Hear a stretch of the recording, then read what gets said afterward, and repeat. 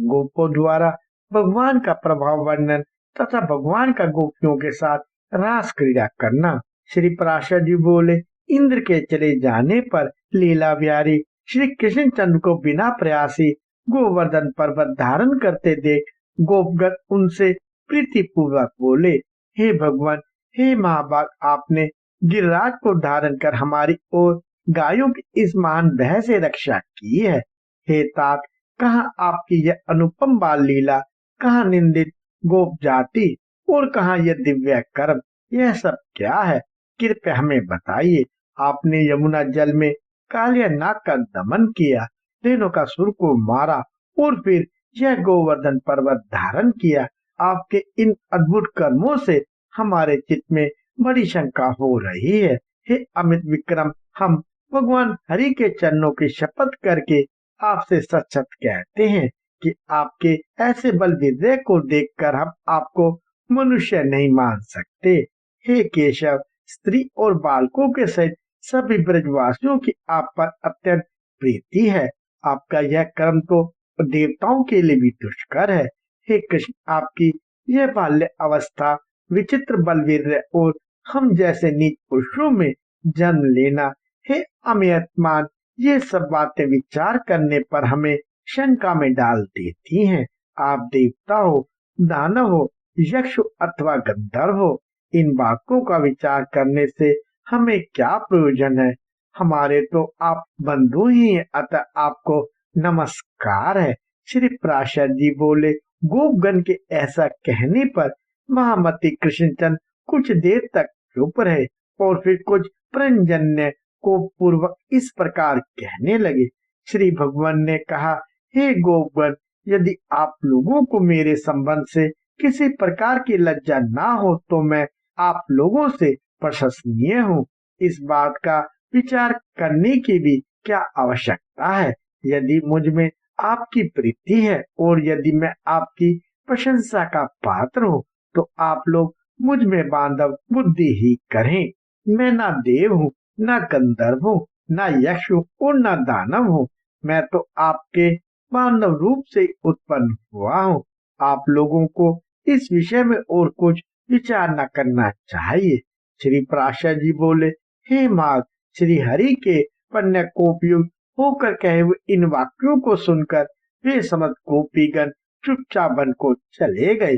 तब श्री कृष्ण ने निर्मल आकाश, शरद चंद्र की चंद्रिका और दिशाओं को सुशोभित करने वाली विकसित कुमुदनी तथा वन खंडी को मुकर मधुकरों से मनोहर देखकर गोपियों के साथ रमन करने की इच्छा की। उस समय बलराम जी के बिना ही श्री मुरली मनोहर स्त्रियों को प्रिय लगने वाला अत्यंत मधुर, आस्विक और मृदुल पद ऊंचे और धीमी स्वर से गाने लगे। उनकी उस सुर में गीत ध्वनि को सुनकर गोपियां अपने अपने घरों को छोड़कर तत्काल जहाँ श्री मधुसूदन थे वहां चली आई। वहां आकर कोई गोपी तो उनके स्वर में स्वर मिलाकर धीरे धीरे गाने लगी और कोई मन ही मन उन्हीं का स्मरण करने लगी। कोई हे कृष्ण, हे कृष्ण ऐसा कहती हुई लज्जावश संकुचित हो गई और कोई प्रेम मंदानी होकर तुरंत उनके पास जा खड़ी हुई। कोई गोपी बाहर गुरुजनों को देखकर अपने घर में ही रहकर आंख मूंद कर तन्मय भाव से श्री गोविंद का ध्यान करने लगी तथा कोई गोप कुमारी जगत के कारण परम स्वरूप श्री कृष्ण का चिंतन करते करते मूर्छा अवस्था में प्राणापान के रुक जाने से मुक्त हो गई, क्योंकि भगवत ध्यान के विमल आह्लाद से उसकी समस्त पुण्य राशि क्षीण हो गई और भगवान की अप्राप्ति के मान दुख से उसके समस्त पाप लीन हो गए थे। गोपियों से घिरे हुए रासारंभ रूप रस के लिए उत्कंठित श्री गोविंद ने उस सचन सुशोभिता रात्रि को रास करके सम्मानित किया। उस समय भगवान कृष्ण के अनंत चले जाने पर कृष्ण चेष्टा के अधीन हुई गोपियां यूथ बनाकर वृंदावन के अंदर विचरने लगी। कृष्ण में निबंधित हुई वे ब्रजांगनाएं परस्पर इस प्रकार वार्तालाप करने लगी। उनमें से एक गोपी कहती है, मैं ही कृष्ण हूँ, देखो कैसी सुंदर चाल में चलता हूँ, तनिक मेरी गति तो देखो। दूसरी कहती, कृष्ण तो मैं हूँ, आ मेरा गाना तो सुनो। कोई अन्य गोपी बुझाएं ठोक कर बोल उठती, अरे दुष्ट कालिया, मैं कृष्ण हूँ, तनिक ठहर तो जा। ऐसा कहकर वह कृष्ण के सारे चरित्रों का लीला पूर्वक अनुकरण करने लगती। कोई और गोपी कहने लगती, अरे गोपगण, मैंने गोवर्धन धारण कर लिया है, तुम वर्षा से मत डरो, निशंक होकर इसके नीचे आकर बैठ जाओ। कोई दूसरी गोपी कृष्ण लीलाओं का अनुकरण करती हुई बोलने लगती, मैंने रेणुकासुर को मार दिया है, अब यहाँ गाय स्वच्छंद होकर विचरें। इस प्रकार समस्त गोपियां श्री कृष्णचंद्र की नाना प्रकार की चेष्टाओं में व्यग्र होकर साथ साथ अति सुरमय वृंदावन के अंदर विचरने लगी। खिले हुए कमल जैसे नेत्रों वाली एक सुंदरी गोपांगना सर्वांग पुलकित तो पृथ्वी की ओर देख कर कहने लगी, अरे आली, ये लीलालित गामी कृष्णचंद्र के ध्वजा, ब्रज अंकुश और कमल आदि की रेखाओं से सुशोभित पद चिन्ह तो देखो, और देखो उनके साथ कोई पुण्यवती मदमाती युक्ति भी आ रही है। उसके ये घने छोटे छोटे और पतले चरण चिन्ह दिखाई दे रहे हैं। यहाँ नीचे ही दामोदर ने ऊंचे होकर पुष्प चयन किए हैं। इसी कारण यहाँ उन महात्मा के चरणों के केवल अग्रभाग ही अंकित हुए हैं। यहाँ बैठकर उन्होंने नीचे किसी बड़भाग्नि का पुष्पों से श्रृंगार किया है। अवश्य ही उसने अपने पूर्व जन्म में सर्वात्मा श्री विष्णु भगवान की उपासना की होगी। और यह देखो, पुष्प बंधन के सम्मान से गर्विता होकर उसके मान करने पर श्री नंदन उसे छोड़कर इस मार्ग से चले गए हैं। अरे सखियों, देखो यहाँ कोई नितंबार के कारण मंदगामी गोपी कृष्णचंद्र के पीछे पीछे गई है। वह अपने गंतव्य स्थान को तीव्र गति से गई है। इसी से उसके चरण चिन्हों के अग्रभाग कुछ नीचे दिखाई देते हैं। यहाँ यह सखी उनके हाथों में अपना पानी पल्लव देकर चली है। इसी से उसके चरण चिन्ह पराधीन से दिखलाई देते हैं। देखो, यहाँ से उस मंदगामिनी के निराश होकर लौटने के चरण चिन्ह दिख रहे हैं।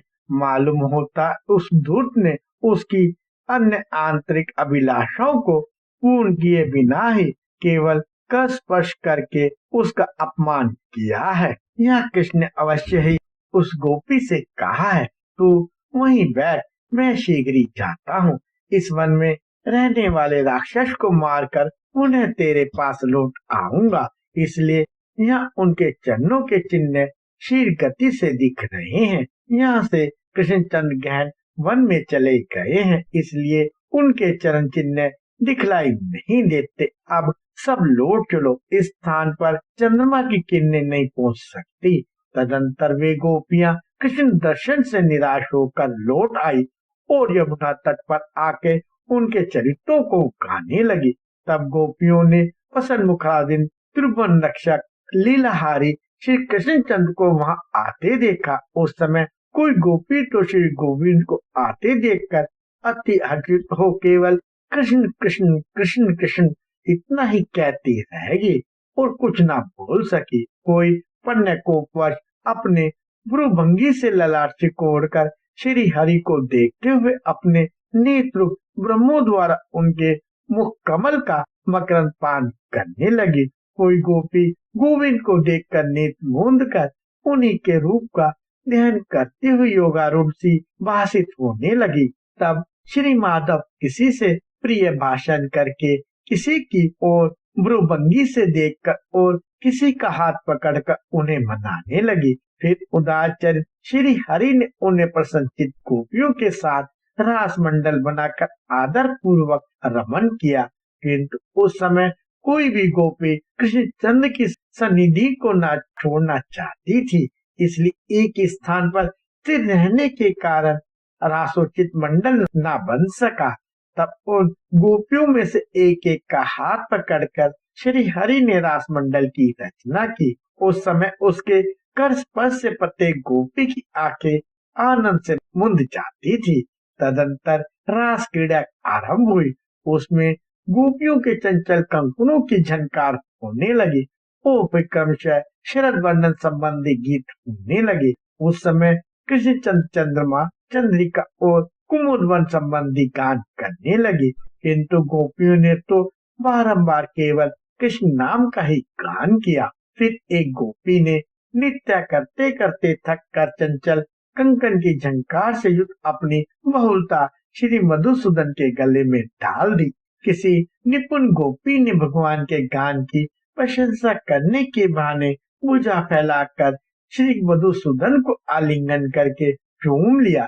श्री हरि की भुजाएं गोपियों के कपोलों का चुम्बन पाकर उन कपोलों में उल्कावली रूप धारने की उत्पत्ति के लिए सफेद रूप जल के मेघ बन गई।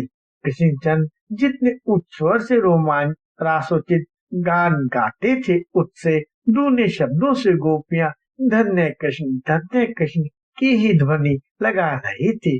भगवान के आगे जाने पर गोपियां उनके पीछे पीछे जाती और लौटने पर सामने चलती। इस प्रकार वे अनुलोम और प्रतिलोम गति से श्री हरि का साथ देती थी। श्री मधुसूदन भी गोपियों के साथ इस प्रकार रास क्रीड़ा कर रहे थे कि उनके बिना एक क्षण भी गोपियों को करोड़ों वर्षों के समान बीतता था। वे रास रसिक गोपांगनाएं पति, माता पिता और भ्राता आदि के रोकने पर भी रात्रि में श्री श्याम सुंदर के साथ प्यार करती थी। शत्रुहंता अम्य आत्मा श्री मधुसूदन भी अपनी किशोर अवस्था का मान करते हुए रात्रि के समय उनके साथ रमन करते थे। वे सर्वव्यापी ईश्वर कृष्णचंद्र गोपियों में उनके पतियों तथा समस्त प्राणियों में आत्म स्वरूप से वायु के समान व्याप्त थे। जिस प्रकार आकाश, अग्नि, पृथ्वी, जल, वायु और आत्मा समस्त प्राणियों में व्याप्त, उसी प्रकार वे भी सब पदार्थों में व्याप्त हैं।